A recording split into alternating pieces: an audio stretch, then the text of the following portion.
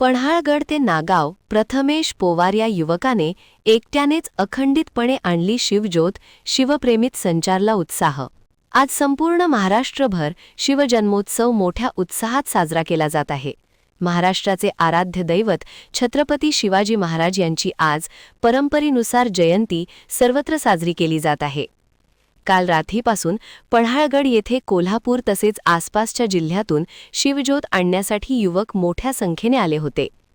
नागाव ता हातकणंगले येथील संयुक्त शिवजयंती उत्सव कमिटीच्या वतीने शिवज्योत आणण्यासाठी युवक मध्यरात्री गेले होते. पन्हाळगड येथून शिवज्योत घेऊन पहाटे 4 वाजता निघाले.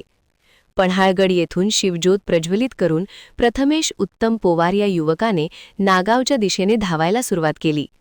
जवळपास 35 किलोमीटरचे अंतर या युवकाने अगदी लीलया पार केले. आज सकाळी 9:30 वाजता हा युवक नागाव फाटा येथे पोहोचला.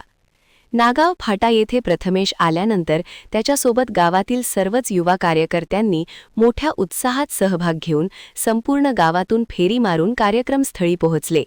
त्याच्या या जिद्दीचे सर्वांनी कौतुक केले. प्रथमेशच्या या कामगिरीने युवा वर्गात चैतन्य व उत्साह संचारला होता.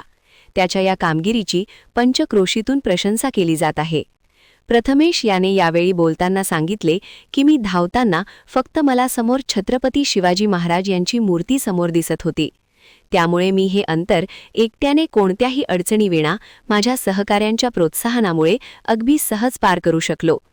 महाराजांच्या जयंतीनिमित्त आज मी हा संकल्प पूर्ण करू शकलो याचा मला एक शिवरायांचा मावळा म्हणून अभिमान असल्याचे त्याने सांगितले. महान कार्य न्यूजसाठी विद्याधर कांबळे, पुलाची शिरोली.